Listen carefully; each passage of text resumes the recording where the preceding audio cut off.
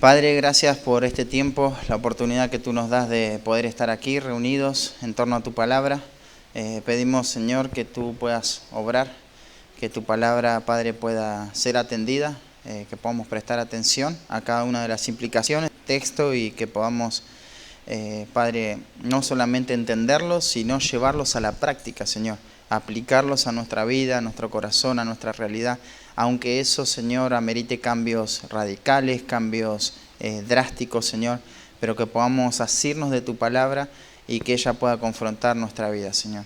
Que no salgamos endurecidos de aquí, que podamos salir receptivos a tu palabra, humillados, mansos, consolados también, si es que tu palabra va a hacer eso. Que haga, Señor, en nuestros corazones la obra que tu Espíritu Santo quiere lograr, Señor. Que no haya resistencia ante tu palabra y tu voluntad, Señor, sino que podamos realmente tener esa disposición en nuestra vida. Padre, sosténme en esta mañana, guíame y gracias, Padre, por cada una de las verdades que pude estar estudiando, meditando y que lo pueda hacer con denuedo, con libertad, Señor, y con confianza en ti. En el nombre de Cristo Jesús, amén. En el 2024 se registró un aumento en la tasa de divorcios, se alcanzaron 4.000 divorcios, igual que la cifra del 2022. Hace 7 meses y 19 días el niño Loan Peña ha desaparecido. No se conoce el número con exactitud, pero probablemente las bajas en la guerra entre Ucrania y Rusia escalen por encima de las 200.000 personas.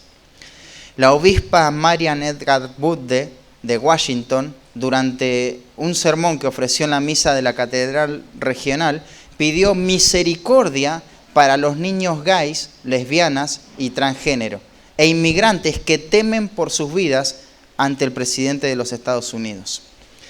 Lucas Aguilar, un joven repartidor de 20 años, fue asesinado a puñaladas en el municipio, donde ya van 4 muertes violentas en menos de 72 horas. La inseguridad en todo el territorio bonaerense se ha incrementado a 11 homicidios en menos de una semana. Desde el año 2020 se asesinaron de manera ilegal 245.015 niños por nacer. En realidad ellos le llaman de manera legal. Esto es en los abortos. Las estafas por internet aumentan un 43% el último año. Las estafas más comunes se dan con las tarjetas de crédito, ciberdelitos, y todo esto está vinculado a caja de ahorro y cuentas corrientes. ¿Qué es todo esto que te estoy diciendo? Son noticias malas que muestran la decadencia moral en el mundo en que vivimos. Vos sabés mucho más de esto. Ni siquiera necesitas ver las noticias, ¿no? Ni siquiera necesitas prender la tele, la radio o el celular.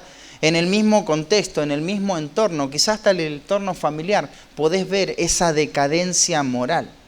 Y hay diferentes formas en cómo podemos responder ante toda esta maldad, ¿no? Frente a este mundo que está en ruinas. A veces podemos responder con temor. Muchos podemos responder de esa manera. Rápidamente, escuchar todo este tipo de comentarios, de noticias, nos lleva a la ansiedad, ¿no? Una actitud de temor. También podemos reaccionar con indiferencia, como que nada nos afecta, y hasta podemos hacer una parodia de todas estas tragedias, ¿no? Por otro lado, podés reaccionar con ese deseo de decir, esto no puede quedar así, tengo que cambiar el mundo. Y quizá pensás que haciendo una obra de caridad podés ayudar de manera práctica o hacer alguna diferencia en este mundo. Las Escrituras registran en el Salmo 12 cómo reacciona un justo frente a la degradación moral. En el Salmo 11 vimos las marcas de esta confianza evidente, pero esta confianza ahora va a ser puesta a prueba frente a este mundo hostil. Ahora el salmista está expuesto ante la degradación humana y lo que hace es clamar a Dios por salvación. Este es uno de los salmos conocidos como el Salmo de Lamento, y lo que tenemos que esperar acá es ver este lamento, este grito de angustia del salmista. Él expresa su sufrimiento, su dolor y la decepción de la vida en un mundo caído. Déjame en una expresión poder resumirte la idea central de este texto, dice así: aquí podemos ver la súplica de un creyente cargado por ver la decadencia moral en su generación. Él ve y es consciente de la degradación moral. ¿Y qué es lo que causa esta degradación moral? La proliferación de la mentira. Pero por otro lado, podés percibir su dolor al ver la escasez de hombres que no se ponen de pie, que necesitan ponerse de pie al proclamar la verdad. Esto escasea. De esta manera, leamos el Salmo 12. Dice así la palabra de Dios: salva, oh Jehová, porque se acabaron los piadosos, porque han desaparecido los fieles de entre los hijos de los hombres. Habla mentira a cada uno con su prójimo. Hablan con labios lisonjeros y con doblez de corazón. Jehová destruirá todos los labios lisonjeros y la lengua que habla jactanciosamente. A los que han dicho: por nuestra lengua prevaleceremos. Nuestros labios son nuestros. ¿Quién es Señor de nosotros? Por la opresión de los pobres, por el gemido de los menesterosos. Ahora me levantaré, dice Jehová. Pondré en salvo al que por ello suspira. Las palabras de Jehová son palabras limpias, como plata refinada en horno de tierra, purificada 7 veces. Tú, Jehová, los guardarás. De esta generación los preservarás para siempre. Cercando andan los malos, cuando la vileza es exaltada entre los hijos de los hombres. Lo que vamos a ver hoy es la súplica del justo ante un mundo en decadencia.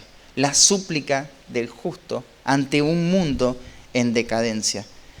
Este va a ser el patrón para que nosotros, al ver un mundo en decadencia, también tomemos el ejemplo de esta súplica y podamos aprender de estos elementos que nos va a enseñar el Salmo. Fíjate ahí, el título chiquito dice: al músico principal.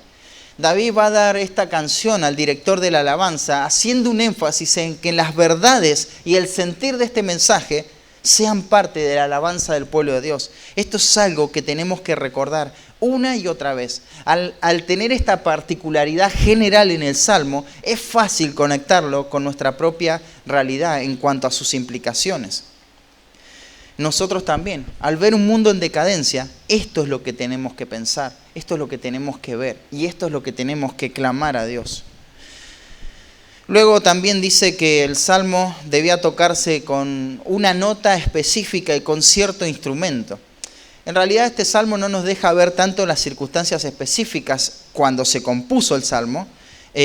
Tenemos que ser cuidadosos en manejar esta falta de información, pero probablemente las circunstancias nos harían perder del enfoque del mensaje de este Salmo, y lo que David quiere comunicar es más de carácter universal. Él quiere que no te limiten las circunstancias para aprender lo que este Salmo tiene que enseñarte.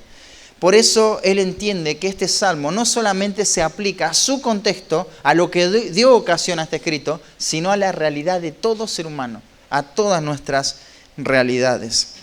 Desde que el pecado entró en el mundo, la raza humana quedó caída, deteriorada por el pecado. Entonces, las verdades de este Salmo nos van a ayudar a cómo podemos responder. Y lo primero que va a decir es: salva, salva, oh Jehová. Fíjate el orden de las palabras, van a mostrar este énfasis posicional. Salva, salva, es lo primero que dice. Y esto es un imperativo de súplica, de ruego. No es una orden orgullosa, haz esto, no, sino por favor, salva, salva. Esto significa ser rescatado, ser liberado. Pero el salmista en esta ocasión no dice: sálvame, o yo necesito ser salvo, sino salva. El sentir es general, salva, no solamente a una persona o sálvanos a un grupo de personas, sino a todos. Todos necesitan salvarse, todos tienen la necesidad de ser salvos. Vos me estás escuchando en esta mañana y si no has sido salvo, tenés la necesidad de salvarte. Y la súplica de David también podemos extenderla hacia tu vida. Salva a Dios. Puedes estar escuchando esto muy seguro de vos mismo, de todo lo que estás haciendo y las decisiones que estás tomando, pero necesitas ser salvo. Necesitas ser salvo. ¿Necesitas ser salvo de qué? De una vida que no toma en serio la palabra de Dios, ni al Dios de la palabra. Necesitas ser salvo de la indiferencia, de la apatía a las cosas espirituales. Necesitas la salvación de tu alma. Necesitas dar la espalda a tu pecado que te controla. Necesitas ser salvo del pecado que te lleva a centrarte en tus deseos egoístas y tu propia autojustificación de todas las cosas. Necesitas ser salvo del pecado que te ha hecho arrastrar una vida religiosa externa nada más. La forma de la religión, la forma del evangelio, pero no el contenido y las implicaciones de eso. Necesitas ser salvo de no haberte arrepentido nunca verdaderamente de tus pecados. Y por último, necesitas ser salvo del pecado que va a terminar en la destrucción eterna de tu alma. No creas que sos salvo del infierno si antes no fuiste salvo de todo lo que te describí anteriormente. Si no fuiste salvo de tus pecados, de tu propio egoísmo, del pecado que te esclaviza una y otra vez, entonces nunca fuiste salvo del infierno. Porque esto no es un trámite, esto es una vida de arrepentimiento. Cristo vino a salvarnos del pecado. Él pagó por los pecados. Él murió por los pecados. Él cargó con los pecados. Él venció el pecado. El infierno solamente es la triste consecuencia eterna de no haber sido salvo del pecado. ¿Has sido salvo del pecado? ¿Cómo es tu relación hoy con el pecado?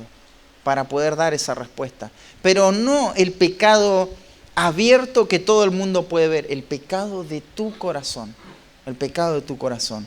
Que te hace verte a vos mismo nada más. Y no te lleva al arrepentimiento. A esa tristeza que es según Dios, que produce fruto de arrepentimiento. Y él va a clamar a Dios y le va a decir, salva, salva. Y fíjense esta expresión en un tono vocativo. Él invoca esto para llamar la atención de aquellos que escuchan. Oh Jehová, oh Jehová. Claro, es que la salvación no está en otro. Solo en Jehová está la salvación.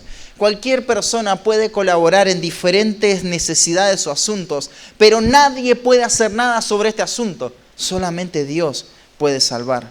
La salvación solo depende de Él. Y esta es la súplica que va dirigida hacia Él.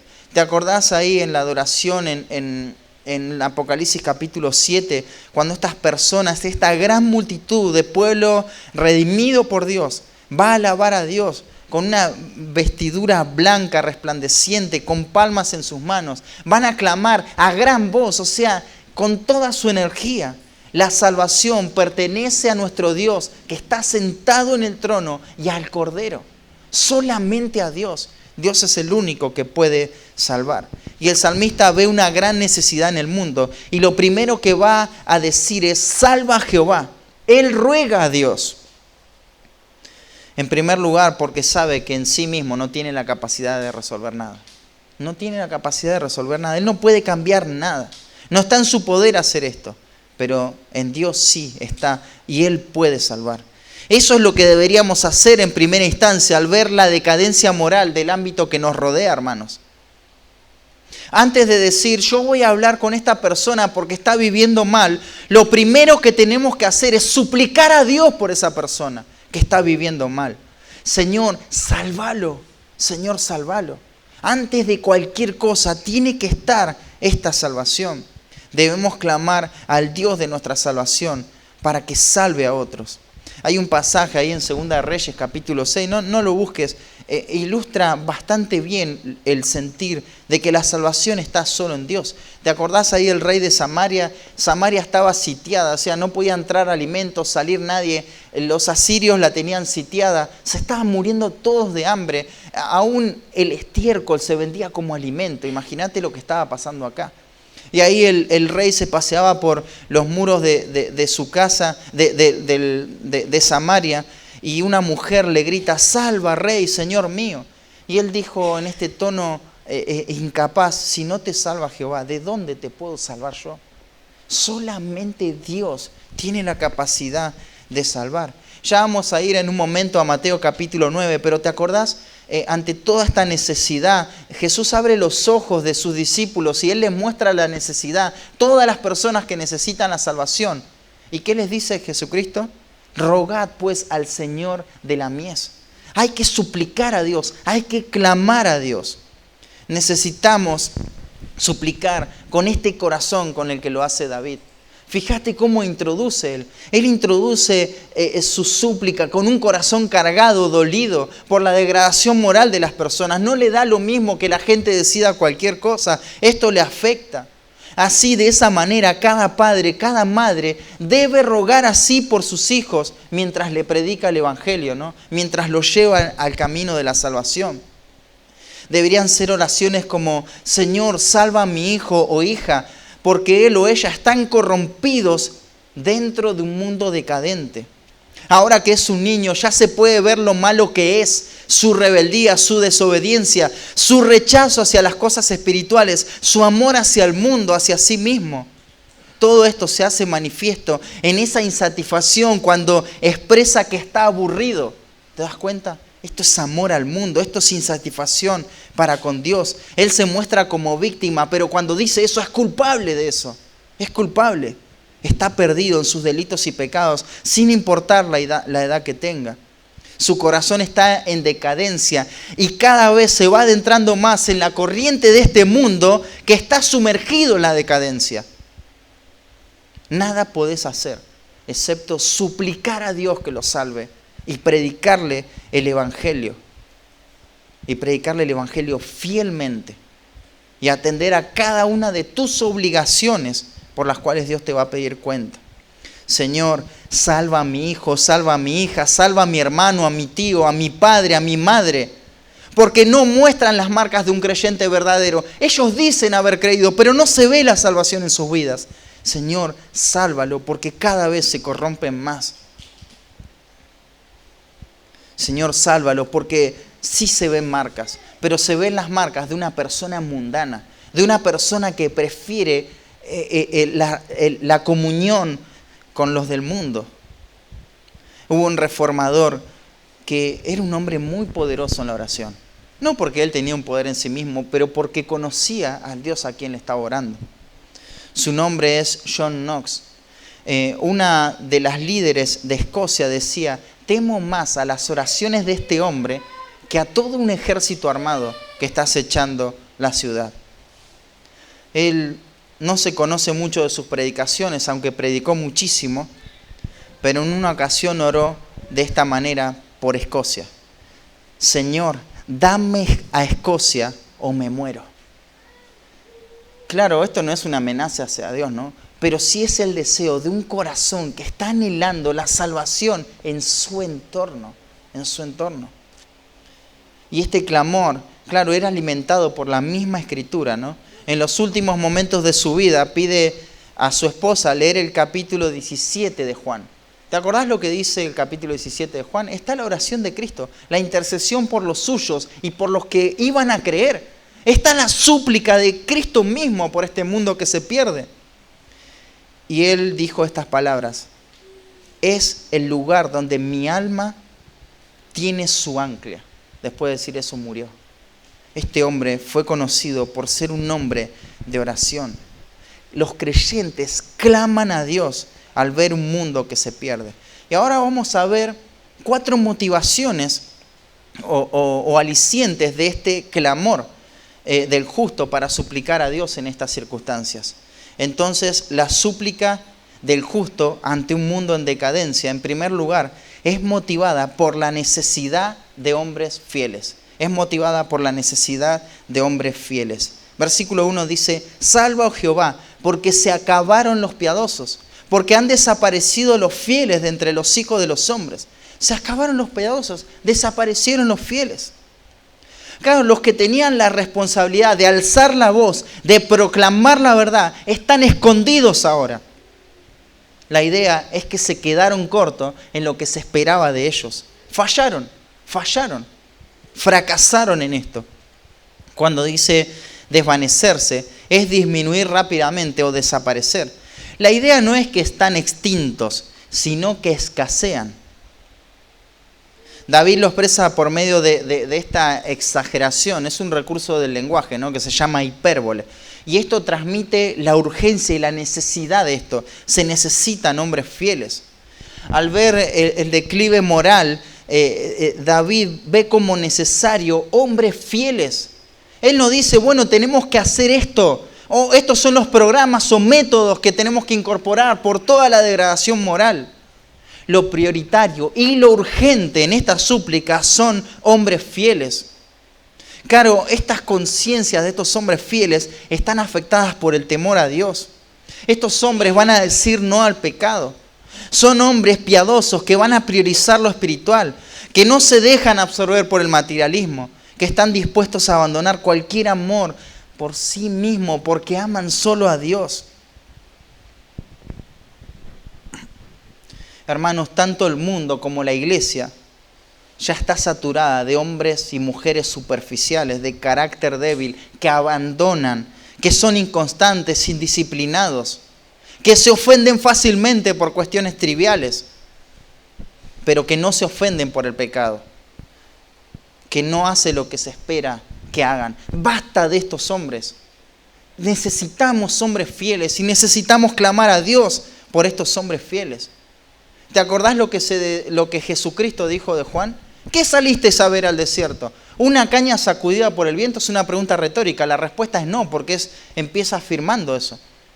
Ustedes no salieron a ver al desierto un hombre que es arrastrado por cualquier viento. No es un hombre que lo van a influenciar o lo van a llevar arrastrándolo con mentiras. Es un hombre inamovible, un hombre de carácter fiel, que no se va a dejar mover fácilmente. Él no es una caña arrastrada por el viento. ¿Te das cuenta? Este era Juan. No saliste a ver tampoco una persona vestida con ropas espléndidas, ¿no? ¿Y sabes por qué hace eso Jesús? Porque ahí los líderes religiosos vestían bien por soborno, porque tenían arreglos con la política del momento. Entonces ellos se vestían bien. Lo que está diciendo Juan es, Jesús, Juan era un hombre fiel. Ustedes no salieron a ver una persona que la iban a influenciar fácilmente. Tampoco fueron a ver al desierto a una persona que podían comprar. Su corazón no estaba en lo material. Podía ofrecerle lo que sea, cualquier cantidad de dinero, posesiones materiales, sin número. Sin embargo, nunca iban a poder comprar a Juan, porque él no se vestía de esa manera. Él no era una caña sacudida por el viento. Pero él era un profeta, un vocero de Dios, un hombre fiel. Y el lugar que tuvo en la historia de la redención fue el mayor de todos los profetas hasta ese momento. Debemos reconocer que necesitamos hombres fieles, hermanos. Debemos anhelar y trabajar por esto. Bones, un hombre, dijo, la iglesia busca mejores métodos, Dios busca mejores hombres. Hermanos, tenemos que estar en este proceso de ser esos hombres y mujeres fieles también. Específicamente, Pablo va a referirse a los hombres que van a liderar la iglesia, de donde va a salir el liderazgo bíblico de la iglesia en 2 de Timoteo capítulo 2, versículo 2, cuando dice, lo que has oído de mí ante muchos testigos, esto encarga a hombres fieles que sean idóneos para enseñar también a otros. Fíjate, dice hombres fieles, no habla de personalidades, de carisma, ni siquiera de capacidad, sino de carácter. Hombres fieles. La iglesia necesita hombres fieles, hombres fieles. Hombres que amen lo que Dios ama. Y en el contexto ahí de 2 de Timoteo capítulo 2, vas a tener que estos hombres se van a esforzar, van a sufrir, van a militar a fin de agradar a aquel que lo tomó por soldado. Van a luchar hasta el cansancio. Van a trabajar primero antes de cualquier beneficio o participar del fruto. Y van a ser hombres que tengan entendimiento. Estos son hombres fieles. Los hombres de este calibre no abundaban en los tiempos de David, tampoco en los tiempos de Pablo. Había que trabajar esto, pero mucho menos en nuestros tiempos, ¿no? El carácter de estos hombres no se forja de la noche a la mañana o como lo metes en el microondas y ya te sale un hombre fiel. No. Tampoco se forjan estos hombres en la soledad, sino en la enseñanza doctrinal y práctica que se da en el contexto de las relaciones dentro de la iglesia. 2 de Timoteo 2:2. Esos hombres fieles se van a forjar ahí. Claro, estos hombres fieles procuran este carácter porque tienen una disposición a exponerse a hombres maduros para forjar esta fidelidad en sus vidas. No evitan a los hombres maduros de la iglesia, sino que los buscan, porque saben que es la única manera de crecer. Es un medio de gracia. La súplica del justo ante un mundo en decadencia tiene que estar movida por esta necesidad. Señor, necesitamos hombres fieles, hombres piadosos, conocedores de la verdad, hombres confiables. A veces nuestra primera reacción cuando vemos toda la necesidad es, ¿qué voy a hacer? ¿Cómo voy a hacer esto? Pero ese no es el orden bíblico. Hay muchas cosas que tenemos que hacer y son cosas prácticas. Las tenemos que hacer, pero necesitamos el carácter para hacerlo. Y eso no se da de la noche a la mañana, ni con el deseo, ni con las ganas, ni con el entusiasmo. Eso se da en la fidelidad. Y en el contexto de hermanos maduros que me van guiando. Ahí te mencioné que Mateo capítulo 9, ahora te pido que me acompañes. Vamos a leer el texto.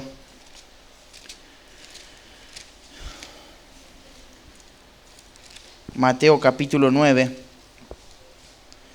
versículo 35. Recorría Jesús todas las ciudades y aldeas, enseñando en las sinagogas de ellos y predicando el evangelio del reino y sanando toda enfermedad y toda dolencia en el pueblo. Y al ver las multitudes, tuvo compasión de ellas, porque vio su necesidad, porque estaban desamparadas y dispersas como ovejas que no tienen pastor. Se necesita la figura de alguien, de personas, no de métodos o programas, personas. Entonces dijo a sus discípulos, a la verdad la mies es mucha, mas los obreros pocos. ¿Te das cuenta? Escasean. Rogad pues al Señor de la mies que envíe obreros a su mies. Rogad al Señor de la mies que envíe obreros a su mies. ¿Has orado por esta clase de hombres en la iglesia? De hombres que aprueben bíblicamente para liderar la iglesia. ¿Has orado por esta clase de liderazgo? ¿Has orado porque haya mujeres que sean maestras del bien, que tengan esta fidelidad a Dios, a su palabra, a la iglesia? ¿Has orado por tu vida para hacer la respuesta de oración a todo esto? ¿Estás orando para que Dios te ayude a ser fiel en su bendita gracia? ¿Eres fiel en todas las cosas que tenés que hacer? ¿Sabes que no necesitas ser muy místico en la fidelidad? En lo pequeño. Pensá en la puntualidad, pensá en las cosas prácticas. No lleves tu fidelidad al misticismo, a cosas sobre... No, cosas muy puntuales, en donde se prueba el carácter, en donde se ve el carácter, la resolución. Rogad pues al Señor de la mies que envíe obreros a su mies. Esto era lo que veía David. La súplica del justo ante un mundo en decadencia es motivada por la necesidad de hombres fieles, pero es motivada por la propagación de la mentira. Claro, implícitamente estos hombres fieles que no toman su lugar, entonces lo que toma lugar es la mentira. Desde el versículo 2 al 4 vamos a ver estos versículos como un paralelismo climático. Esto es un recurso que también está usando David, que va a ir en ascendencia, en este caso en decadencia. Cada vez se va a ver más el corazón de estas personas que hablan mentira. Cuando no hay hombres fieles, entonces la mentira es propagada. Dice, habla mentira cada uno con su prójimo. Este sería el resumen de estos 3 versículos. Pero también esta es la manifestación externa de la decadencia moral. La forma en cómo hablan y lo que dicen nos deja ver su propia naturaleza, ¿no? ¿Te acordás ahí la escena en Juan 8:44? Cuando Jesús le estaba hablando a los líderes fariseos, estos hombres que no eran fieles, les había dicho ¿qué cosa? Vuestro padre es el diablo, ¿no? ¿Por qué? Porque él es un mentiroso. Cuando habla mentira, de suyo habla porque es mentiroso y padre de mentira, entonces es vuestro padre. Tenemos que entender, hermanos, que la caída en Edén estableció la tendencia del corazón humano a abrazar la mentira. Abrazar la mentira. Nadie tiene que enseñarle a un niño a mentir, eso ya está incorporado en su naturaleza. Ya nació así, caído. Cuando algo no le convenga, va a mentir. Va a omitir, que es otra forma de mentir. Va a decir medias verdades. Es otra forma de mentir. Y él va a decir, habla mentira cada uno con su prójimo. De hecho, vivimos hoy en un mundo de mentira, ¿no? El hombre desde el principio decidió rechazar la verdad y adherirse a la mentira. ¿Te acordás? Dios había dicho, de cierto, el día que de él comieres, ciertamente morirás. Vas a morir, no vas a vivir. Y Satanás, ¿qué dijo? No moriréis. Dios dijo, vas a morir. Y Satanás, no moriréis. Son dos cosas contradictorias, pero no pueden ser verdad las dos. Uno tiene que ser la verdad y otro tiene que ser la mentira. Para este punto era evidente la contradicción de la serpiente a la palabra de Dios. El hombre tenía que tomar una decisión. Tenía que elegir entre la mentira diabólica y entre la verdad de Dios. Y tomó el camino equivocado. Se dio cuenta que Dios decía la verdad por el camino equivocado. Cuando veas un cementerio, entre otras cosas que tenés que pensar, es que Dios dice la verdad y el mundo miente. Y esta es la mentira más grande que el mundo no está dispuesto a admitir, ¿no? Por lo general, esta verdad fundamental es lo que la mayoría de los pueblos buscan ocultar. Fíjate que los cementerios no son la entrada principal de ninguna ciudad importante. ¿No es así?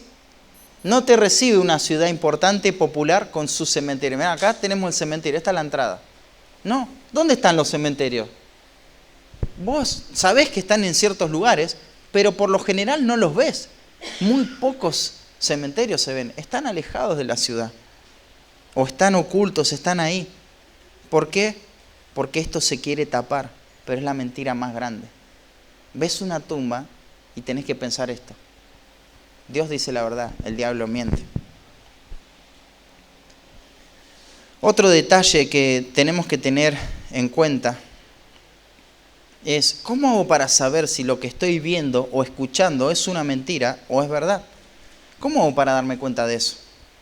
¿Cómo puedo percibir las mentiras aún de mi propio corazón? Porque también hay mentiras, ¿no? Bueno, no puedes hacerlo por una percepción personal. No puedes hacerlo de forma, utilizando tu propia inteligencia. No puedes hacerlo. Algo objetivo y externo a vos te tiene que exponer las mentiras de tu corazón. Y eso es la palabra de Dios. Nadie puede descubrir las mentiras del mundo, y mucho menos de su propio corazón, si de manera humilde y diligente no se expone al escrutinio de la verdad. No es tu inteligencia lo que te va a hacer identificar las mentiras.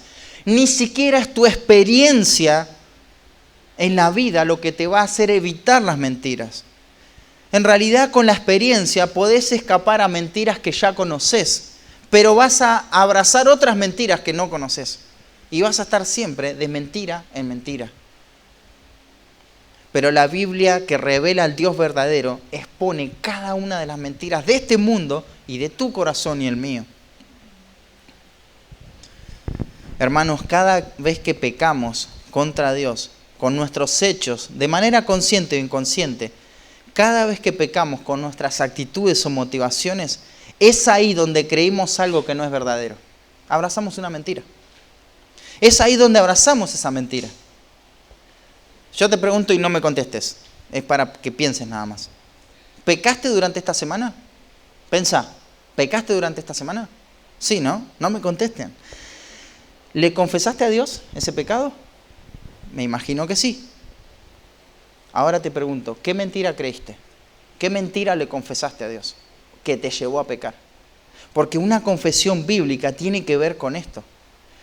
Muchas veces decimos, sí, pequé, sí, ya sé que pecaste porque se materializó el pecado, pero hubo un paso antes del pecado. No se peca porque se va caminando y me tropecé y me caí.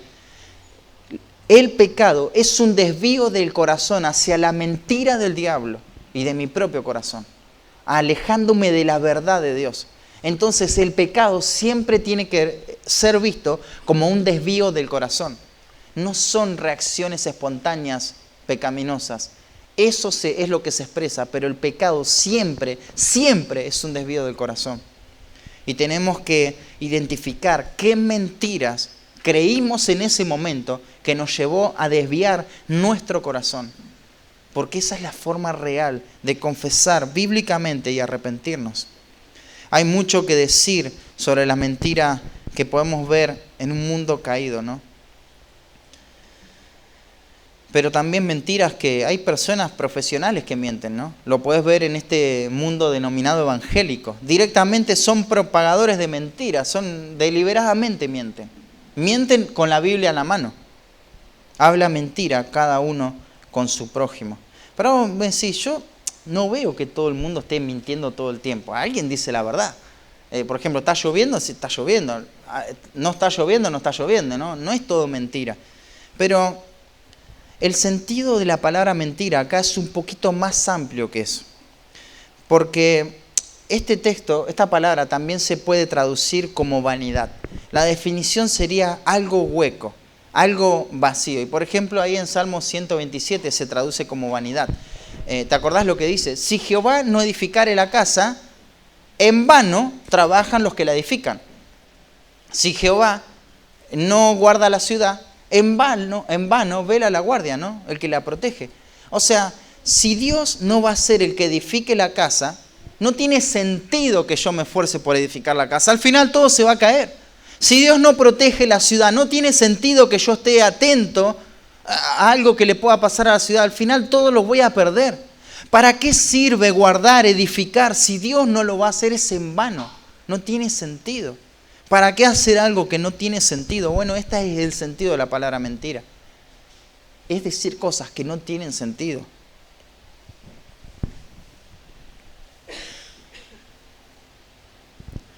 Puede ser, como te decía al principio, que no veas a todo el mundo mintiendo. Pero lo que sí podés ver todo el tiempo es a las personas hablando vanidades, hablando cosas superficiales. Vos escuchás las palabras de las conversaciones de las personas y ves que no hay sustancia. Es vanidad. Es algo hueco, algo vacío, carente de propósito de Dios. Ellos hablan de sus gustos, sus preferencias, las cosas que les pasaron, sus costumbres. Y es más, cada uno habla de lo que mejor parado lo va a dejar. Aun cuando lo que se está diciendo no posee ninguna virtud. No hay palabras verdaderas, hermanos, porque no hay personas en el mundo que abracen la verdad. No hay sustancia espiritual en las conversaciones porque no hay vida espiritual. Todo este mundo es materialista y esto también afecta al creyente. Hermanos, el materialismo apaga nuestro amor por el Señor de manera exponencial y nos vemos hablando de cosas vanas, cosas que no trascienden. A veces he tenido la oportunidad de hablar con personas de carácter, muchos de ustedes lo son, y no sabés lo bien que hace para la vida, ¿no? Cuánto ordena los pensamientos y cuánto nos llena de ese sentido de propósito de Dios en nuestras vidas. Hay personas que constantemente están conectadas a palabras profundas de sustancia, a la Escritura misma. Hablan verdad. Ellos ven la vida en relación a los asuntos relevantes. No se dejan arrastrar por cuestiones menores que no tienen ningún sentido. Hermanos, está bueno que compartamos algunas cosas sobre esta vida. Hablemos de trabajo, de construcción, de casa, de circunstancias en la semana, pero no te quedes en eso. Que tus conversaciones no finalicen con eso. Está bueno que nos distendamos, que hagamos bromas, porque tenemos que estar contentos, ¿no? Pero aprovechemos las conversaciones, hermanos. ¿Sabes por qué la reunión termina con la predicación y sin una despedida? Para dar pie a continuar con esa charla. Sí, está bueno, pudimos levantar esta pared, pudimos mudarnos, hacer lo que sea. Y todo el trabajo que hicimos durante la semana. Pero nuestra conversación tiene que girar en torno a lo que escuchamos, hermano. ¿Qué entendiste de la predicación? ¿Qué decisión vas a tomar? ¿Qué te enseñó ese texto? ¿Cómo puso el pecado en tu vida? ¿Qué cosas debes corregir? ¿Qué ajustes vas a hacer esta semana para seguir avanzando? ¿Necesitas charlar más sobre esto? ¿Afirmarte más en la verdad? Capaz vos decís, en un ratito no puedo hacer todo esto, pero al menos intentá hablar algo de esto. ¿Cómo estás espiritualmente? Pero no en forma general, ¿cómo estás espiritualmente? Sino, ¿cómo estás espiritualmente a la luz de lo que se acaba de predicar en el Salmo 12? Seamos específicos, puntuales. Hermanos, si no confiara en el poder de la predicación y la palabra, y la obra que hace en el corazón, a veces caerían en un desaliento profundo, ¿no? Porque escucho las conversaciones del después de la predicación y no tiene nada que ver, nada que ver. No hay un pie, no hay algo como decir, ¿cómo meto esto ahora? ¿Cómo meto lo que hablamos recién, lo que escuchamos? No hay nada. Parece que hicimos algo durante una hora y cuarto, que no conecta para nada con las conversaciones que tenemos después. Hermanos, esto no puede ser así. Si vos mirás un partido, una final de un mundial, a los 5 minutos que terminó el partido, lo único que vas a hablar, ¿de qué es? ¿De que mañana tenés que trabajar? No, vas a hablar del partido y sobre todo si tu equipo ganó. Esto es más trascendente que la final de un mundial, porque de esto depende tu vida. Tu alma depende de lo que escuches. Entonces, ¿de qué vas a hablar? Esto tiene que impactar tu vida, tu intelecto, tus emociones, tu voluntad. Y de esto tenemos que hablar. Esto es lo que tenemos que gastar tiempo. Pero claro, eso no me toca a mí, ¿no? Yo tengo que predicar, orar por cada uno de ustedes y que Dios mueva los corazones, mientras me esfuerzo en preparar con fidelidad cada sermón. Pero que Dios nos libre también de hablar vanidades desde este púlpito, porque eso sería una tragedia para las personas, una tragedia para la iglesia, una ruina completa. El pueblo de Dios ya experimentó esto en diferentes etapas de la historia de la redención. Ahí cuando el pueblo de Israel estaba en pecado y los que le predicaban no hablaron conforme a la verdad, sino que le hablaron de vanidades, estrategias, métodos, formas de ser felices, cualquier cosa le decían, pero no lo expusieron a la verdad de Dios. Por un lado, Dios les había advertido por medio del profeta Jeremías acerca de la destrucción que estaban acarreando por el pecado. Todo en lo que ellos estaban confiando, todo en lo que dependía su seguridad, se vendría abajo, iban a perecer. Era cuestión de tiempo nada más. No interesa que transcurra 1, 2 décadas, 5 años, 10 años, tu pecado al final te va a alcanzar. Qué tremendo. Pero el pueblo de Dios mejor prestó atención a aquellos que le hablaban vanidad. A aquellos que le decían lo que ellos querían escuchar y que los entretenían en su vanidad. Una vida superficial, sin un arrepentimiento genuino, sin un corazón regenerado, que evidencie esas marcas del arrepentimiento. ¿Y qué va a hacer Jeremías? Bueno, se va a lamentar, se va a lamentar. Y acá vemos el lamento de un hombre que ve anticipadamente todo el mal que vendría a causa del pecado. Y acompáñame a Jeremías capítulo 2, versículo 11. Fíjate qué tremendo que es esto. Lamentaciones, capítulo 2, versículo 11. Está Jeremías, Lamentaciones, Ezequiel, Daniel, o sea, antes está Lamentaciones. Después de Isaías. Es un libro que por ahí no vamos mucho, por eso les voy tirando algunas pistas. Dice capítulo 2, versículo 11. Mis ojos desfallecieron de lágrimas. Fíjate lo que está diciendo. Esto es tremendo. Dice que desfallecieron sus ojos de lágrimas. Se conmovieron mis entrañas. Mi hígado se derramó por tierra a causa del quebrantamiento de la hija de mi pueblo. O sea, ver la degradación enfrente de él le causó todo esto. El dolor que ellos iban a cosechar por toda esta degradación moral, por toda esta decadencia, hizo que Jeremías quede totalmente afectado y diga, lloré hasta más no poder y aún derramé mi hígado. ¡Qué tremendo! A causa del quebrantamiento de la hija de mi pueblo, cuando desfallecía el niño y el que mamaba en las plazas de la ciudad, fíjate, morían los niños. Decían a sus madres, ¿dónde está el trigo y el vino? Ellos querían saber acerca de la provisión y el gozo que antes disfrutaban. Dice, desfallecían como heridos en las calles de la ciudad, derramando sus almas en el regazo de sus madres. Esos niños que iban a alimentarse morían ahí en el regazo de sus madres. Esta era la consecuencia del pecado, de haber abandonado a Dios. Y va a decir el versículo 13, ¿qué testigo te traeré? ¿O a quién te haré semejante, hija de Jerusalén? ¿A quién te compararé para consolarte, oh Virgen, hija de Sión? Porque grande como el mar es tu quebrantamiento. ¿Quién te sanará? Fíjate el versículo 14, es tremendo. Tus profetas vieron para ti vanidad y locura, y no descubrieron tu pecado para impedir tu cautiverio, sino que te predicaron vanas profecías y extravíos. Esta es la consecuencia de esta predicación. Predicaciones vanas llevó al desastre. Nadie estorbó el pecado de esta gente. Le dijeron lo que querían escuchar y fueron rumbo a la destrucción. No descubrieron tu pecado para impedir tu cautiverio, sino que te predicaron vanas profecías y extravíos. A ellos no les interesaba sacar a luz el pecado, porque estaban cómodos con el pecado. Todo era un ambiente de pecado. Nadie se confrontaba porque si no alguien me va a confrontar a mí, entonces yo no confronto al otro. Esto traía beneficios temporales, pero se hizo un círculo vicioso donde todo era pecado. Todo esto pasa cuando pensamos que el pecado no va a traer ninguna consecuencia. ¡Qué error, hermanos!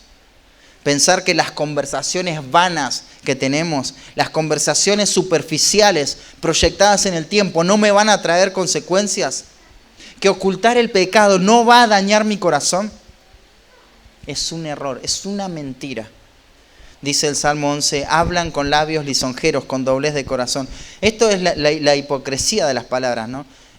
Hablan tiene que ver con una comunicación precisa en relación a lo que se está proponiendo. Usan argumentos contundentes para convencer de manera firme al que escucha.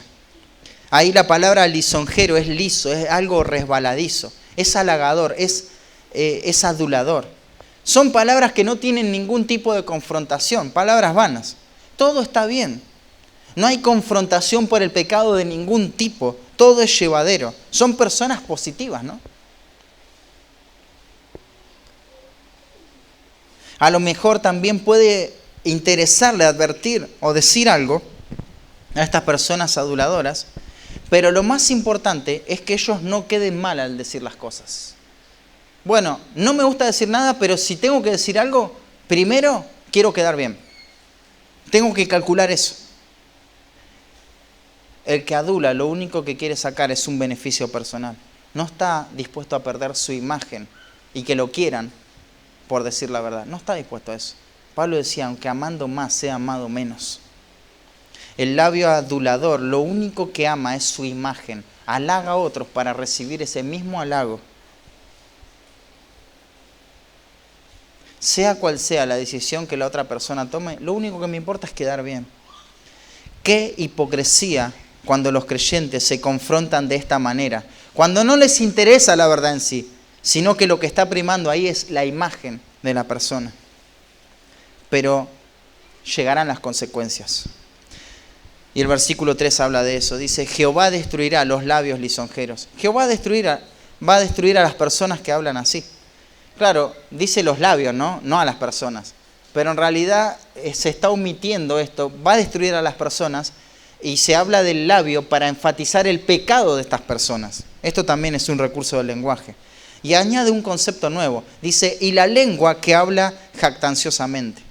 La lengua es el idioma, es el lenguaje. Su lengua es jactanciosa. Esto es grande, es importante. Es de mayor significado e importancia. Ellos tienen un lenguaje grande, un lenguaje superior. Su libertad de expresión es ley. Engañan a los demás y engañan su propio corazón con este delirio de grandeza. Y fíjate cómo esto va aumentando el clima, ¿no? Dice, a los que han dicho, por nuestra lengua prevaleceremos. Claro, por nuestra lengua triunfaremos. Su forma de hablar es poderoso, pero su contenido, el contenido de su mensaje, también es empoderado, ¿no? Dice, prevaleceremos. Esto es ganar, tener victoria, triunfar sobre, lograr, conquistar. Ellos hablan y se exponen constantemente a mentiras jactanciosas. Se halagan de forma intencional, apelan a su orgullo, a sus metas, a sus sueños, para que lo entendamos bien. Es lo que en nuestros días, no sé si escuchaste hablar, lo que se conoce como el lenguaje empoderado. Este salmo se escribió hace aproximadamente 3000 años, pero el lenguaje empoderado de la actualidad no es nuevo. Ya venía de arrastre, de tiempo, y tiene que ver con la rebeldía del corazón. Todo comenzó en el Edén, donde se decidió creer la mentira. Toda la humanidad se va a animar mutuamente para que todos puedan alcanzar sus sueños. Ese es el objetivo, esa es la meta. Esa es la meta fija del lenguaje empoderado. Te menciono algunas cosas. El lenguaje de empoderamiento afirma, deja al receptor con un sentido de valor propio y la reafirmación de que su existencia y su trabajo son valiosos. Las afirmaciones son declaraciones que reconocen los derechos, los valores y las preferencias de la persona. El lenguaje empoderado es un lenguaje que busca transmitir energía positiva y hacer que las personas se sientan bien. Algunas palabras que pueden ayudar a empoderar son, fíjate, hacer, felicidad, quiero, es posible, oportunidad, éxito, capaz, decido, elijo. Y hay otras palabras que están prohibidas en este lenguaje, que es no puedo, no lo voy a lograr nunca. Y ese tipo de palabras. Quizá este tipo de palabras o este tipo de lenguaje te puede parecer inofensivo e incluso hasta te puede ser útil para tener un liderazgo positivo. También eso tiene que ver con el lenguaje empoderado. Y probablemente no notemos nada peligroso. Pero nuevamente, hermano querido, no notas nada peligroso porque no lo expones a la verdad. Si vos lo expones a la verdad, ahí vas a notar la mentira. No está en nuestra percepción darnos cuenta que esto es peligroso. Lo que hay detrás de este lenguaje, de esta lengua jactanciosa empoderada, lo que se dicen a sí mismos es que ellos van a vencer. Pero lo que muestra esto es el principio de pecado. ¿Cuál es el principio de pecado? Es reclamar a Dios la propia autonomía. Es vivir ajeno e independiente de Dios. Dios dice que esto es lo que yo tengo que hacer, pero yo puedo hacer las cosas de mejor manera. Dios dice que esto es así, es así, es así. Pero yo pienso, bueno, es así, pero realmente no es tan así. Esto se puede matizar un poco y llevarlo a cada área en la vida. Hay una pretensión, hay un principio de pecado que va a rechazar el señorío de Cristo, el señorío que Cristo y su palabra tiene que tener sobre su vida.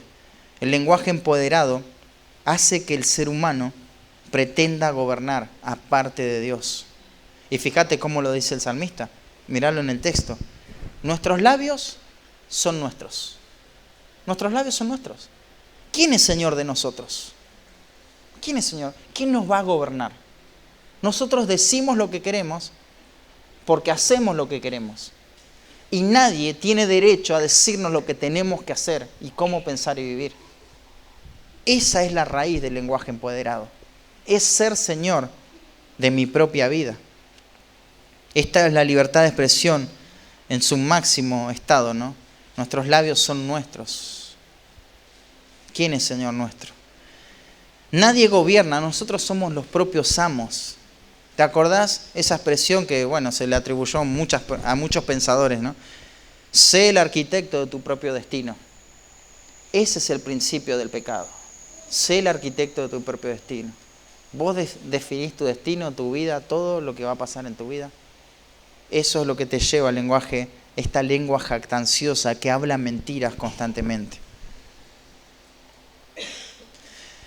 Pensar que puedo decir lo que quiero es pensar que puedo vivir como quiero, y no es así. Un día todos tendremos que dar cuenta a Dios. La súplica del justo que clama a Dios es movida por la propagación de la mentira. Él sabe que ahí se encuentra la clave de la degradación moral. Al ver al ser humano engreído oponiéndose a Dios, el salmista va a clamar, ¿no? Y él va a clamar y ves ese clamor motivado por la necesidad de hombres fieles, pero también motivado por la propagación de la mentira. Pero en tercer lugar, es motivada por la convicción en la palabra de Dios. Dice, por la opresión de los pobres, por el gemido de los menesterosos. Ahora me levantaré, dice Jehová, pondré en salvo al que por ello suspira. Primero notamos este contraste maravilloso entre las palabras mentirosas, empoderadas, y la palabra poderosa, que realmente tiene poder, la palabra de Dios. Acá hay un quiebre, hay un contraste, ¿no? Porque ahora, esto no pasó hasta este momento. Los 12 capítulos que vemos al salmista clamar, suplicar y todo, pero nunca a Dios hablar. Y ahora Dios está diciendo, ahora me levantaré. Ahora está el Dios verdadero, hablando la verdad, su palabra, en contraste con la mentira de este mundo. Aquí va a hablar Dios. Sus palabras son poderosas, nunca te olvides de eso. Esto no es una ilusión, esto es una realidad. Sus palabras son autoritativas. Él no necesita decirse lo bueno que es para hacer algo. Él es bueno y Él va a hacer lo que Él se propuso hacer. La palabra de Dios es poderosa. ¿Te acordás ahí en Génesis capítulo 1? 9 veces se menciona esta expresión. Y dijo Dios, y de la nada existe todo el universo. Solamente por la palabra de Dios. Todos tienen la obligación a ponerse de pie y escuchar su palabra con atención y aún temblar ante su palabra.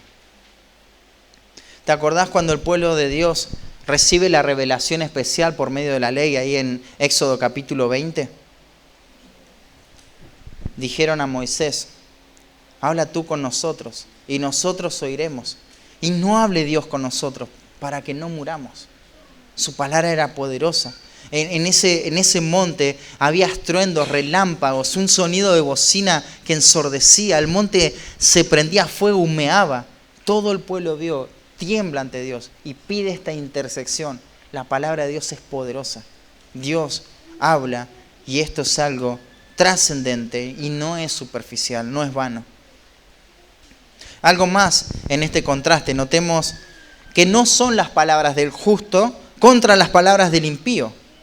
¿Saben por qué esto es así? ¿Saben por qué ahora tiene que hablar Dios y no el justo? El contraste no está entre las palabras del injusto y las palabras del justo. No está ahí el contraste. El contraste está entre las palabras del hombre, las palabras impías y la palabra de Dios. ¿Y sabes por qué es eso así? Porque el justo no tiene un mensaje propio. El creyente, el que depositó su confianza en Cristo, él no tiene algo que decir por sí mismo. No tiene nada que decir. No tiene algo privado que comunicarle a las personas. Ay, Dios me dijo a mí. No. Es lo único que el creyente va a decir. Es la palabra de Dios. Yo no represento mi reino, sino el reino de Dios. Y ese reino está en oposición a las mentiras de la serpiente.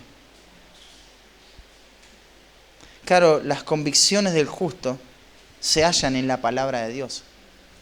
Y Dios mismo representa a las palabras del justo, ¿no? Es así. Dice, por la opresión de los pobres, por el gemido de los menesterosos, ahora me levantaré, dice Jehová. Él sabe que Dios va a obrar. Tiene la certeza de esto. El sufrimiento que estos hombres orgullosos causan, la opresión, el gemido, todo esto sobre los pobres y menesterosos, un día va a ser juzgado. Pero recordad, no perdamos de vista el carácter ilustrativo del pobre y el menesteroso. Dios no lo atiende por mero hecho de ser pobre o menesteroso, sino que el pobre se refiere al que es piadoso, al que tiene una seguridad pero que no está en esta vida, al que no se apoya y se sostiene de nada de esta vida.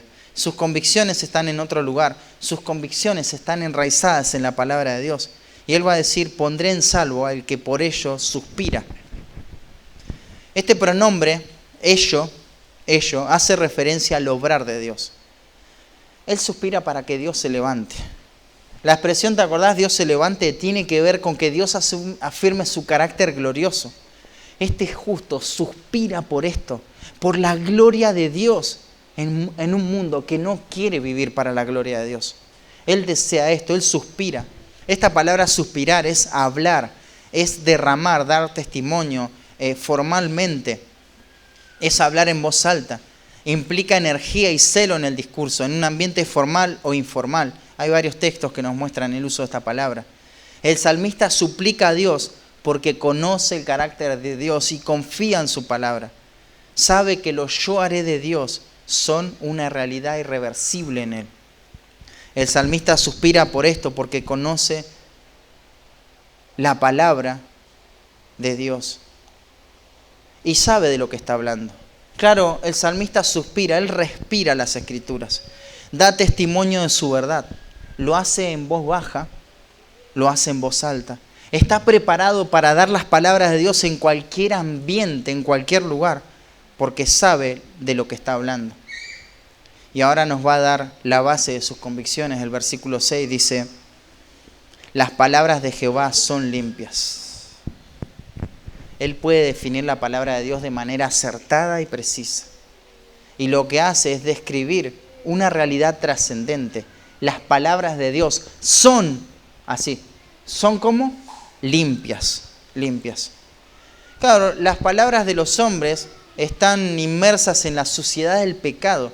La mentira caracteriza la palabra del hombre, pero las palabras de Dios son limpias. No tienen ninguna contaminación, no posee ninguna dilución. Todo lo que Dios habla es suficiente y es efectivo. Todo lo que Dios habla es limpio. Las palabras de Dios son limpias. No tiene mezcla, no tiene error, son del todo infalibles. La Biblia es incapaz de llevarnos a conclusiones cerradas, de cometer errores en cumplimiento del propósito divino. De hecho, ahí hay un artículo en la Declaración de Chicago sobre la inerrancia bíblica en 1978 que expresa de este modo, y le cito: afirmamos que la palabra de Dios, siendo impartida por inspiración divina, es absolutamente fidedigna, de modo que, lejos de confundirnos, es veraz y confiable en todas las cuestiones que trata. Cuando uno compara la palabra de Dios con la palabra de los hombres, vas a hallar una diferencia abismal.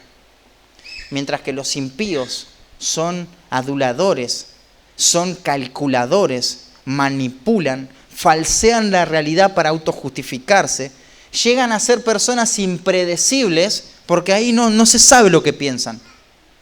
Qué triste esto, ¿eh? La palabra de Dios es todo lo contrario. Es limpia, está libre de toda contaminación. Es predecible, es predecible. Si como hijo de Dios te has dejado impregnar por la contaminación que acabo de describir, volvé a la Escritura, que la Escritura puede impactar tu vida. Amá la Escritura, perseguí la palabra de Dios. Es limpia y te puede ayudar en esto.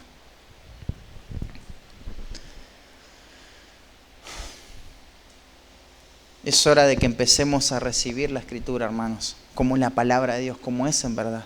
A orar con las Escrituras, a alimentarnos de las Escrituras, a obedecerlas, a honrarlas, a estudiarlas, a predicarlas, a enseñarlas y sobre todo a temblar ante ellas. ¿Te acordás lo que dijo Isaías?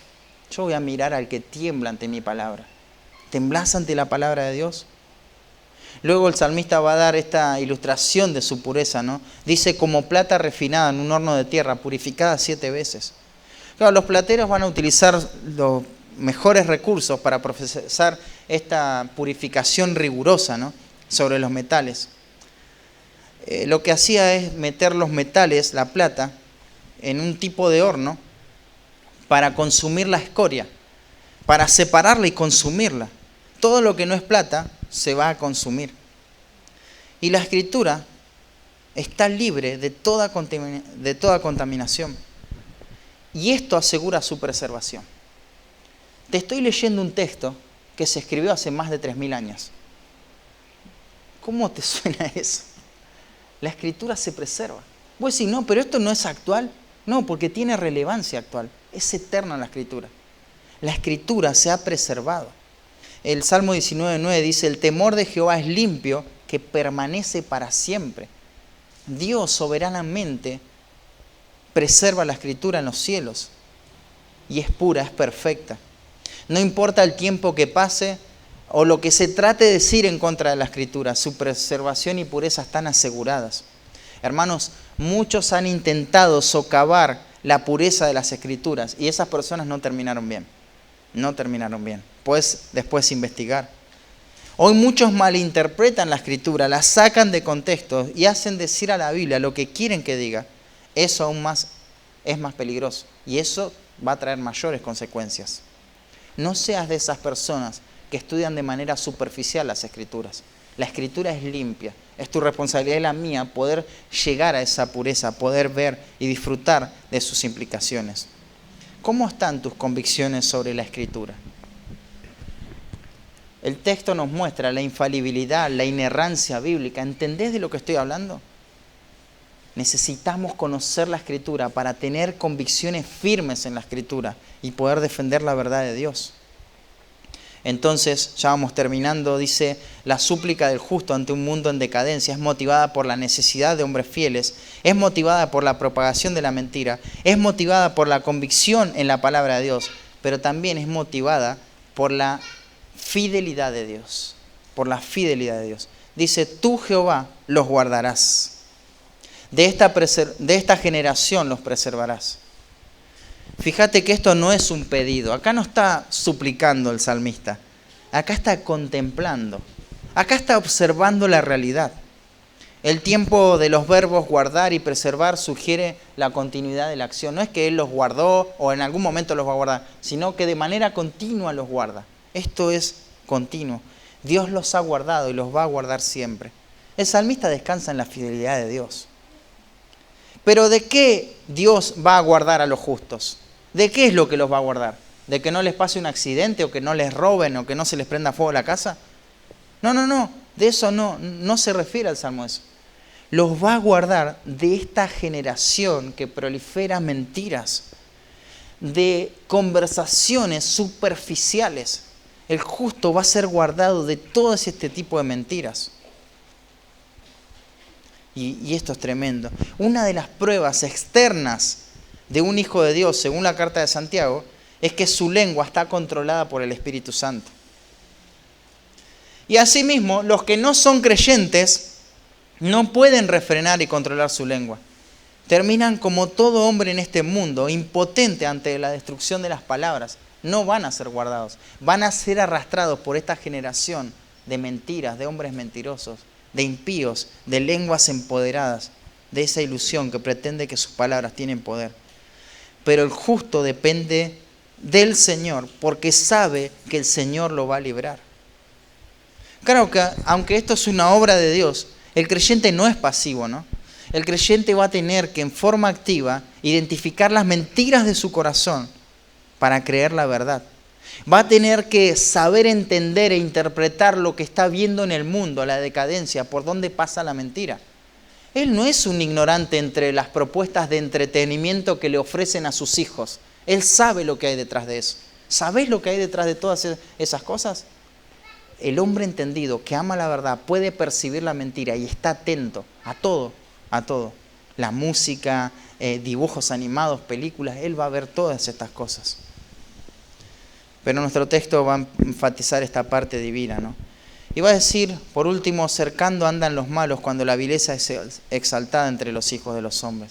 Los malos andan merodeando, acaparando, avanzando deliberadamente. Y todo esto pasa cuando la vileza es alabada en el mundo.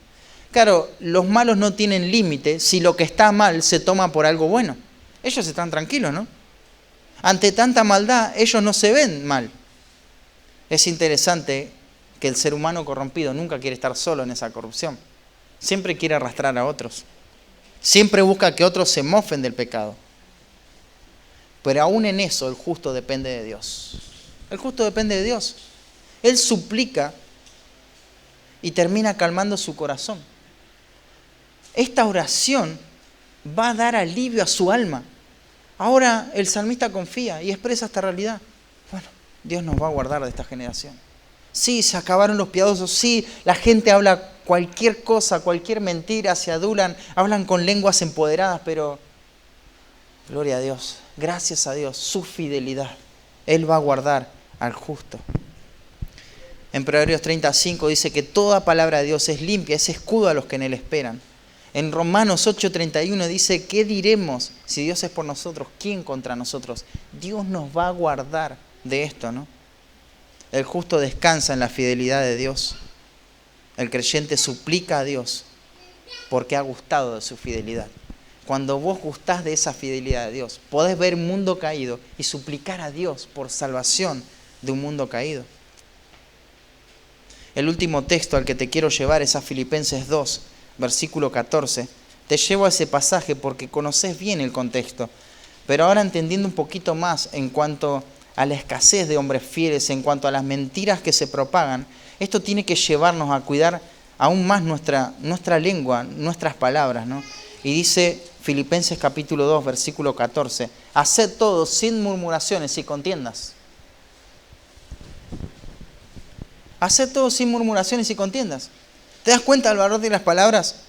Porque el mundo habla así. Porque el mundo habla mentiras, murmura, pelea. Y el propósito es para que seáis irreprensibles y sencillos, hijos de Dios sin manchas, en medio de una generación que maligna y perversa, en medio de la cual resplandecéis como luminares en el mundo, asidos de la palabra de vida, para que en el día de Cristo yo pueda gloriarme de que no he corrido en vano, ni en vano he trabajado.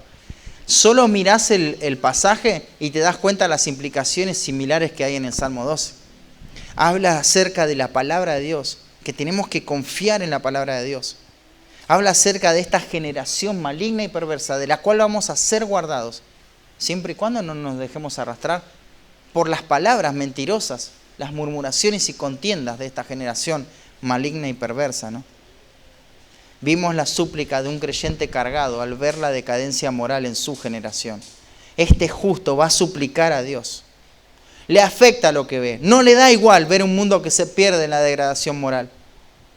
Pero él no es movido por un entusiasmo o emocionalismo. Su motivación es motivada por la necesidad de hombres fieles. Orás a Dios para que Dios levante hombres fieles que hagan la obra de Dios. Clamás a Dios para hacer esa respuesta de oración. Su motivación también es por la degradación o la propagación de la mentira. ¿Puedes identificar las mentiras de este mundo? Las mentiras de tu propio corazón. Si no conoces la verdad, nunca lo harás. Pero también esta súplica es motivada por la convicción en la palabra de Dios. Este hombre no clama desde el vacío, sino que está informado por la Escritura. Reconoce su inerrancia, su infalibilidad. La Escritura contrasta de manera exponencial la mentira del mundo, porque es la verdad de Dios, su verdad inamovible e inalterable. ¿De qué manera estás creciendo en tu entendimiento de las Escrituras? ¿Qué metas te has propuesto para avanzar en tu entendimiento bíblico este año? Pero también esta súplica es motivada en la dependencia de Dios. Dios va a guardar al creyente. El creyente va a ser preservado. El mundo va a ir en su propia destrucción. Qué lástima por los amilenialistas, ¿no? Que piensan que el mundo se va a mejorar y después va a venir Cristo. No, cercando andan los malos, ¿no? Todo se va a destruir. Todo va a ir de mal en peor. Pero Dios va a cuidar siempre al justo. ¿Estás viendo la fidelidad de Dios en este tiempo? ¿Qué aquieta tu corazón que no te deja ver su fidelidad? Esta es la súplica del justo ante un mundo en decadencia. Que la palabra de Dios pueda hacer en nuestro corazón el efecto que el Espíritu Santo de Dios quiere que haga. Y no desatendamos lo que escuchamos, hermanos. Gracias, Padre, por tu palabra bendita. Aplícala a nuestros corazones, Señor, para tu gloria. En el nombre de Jesús, amén.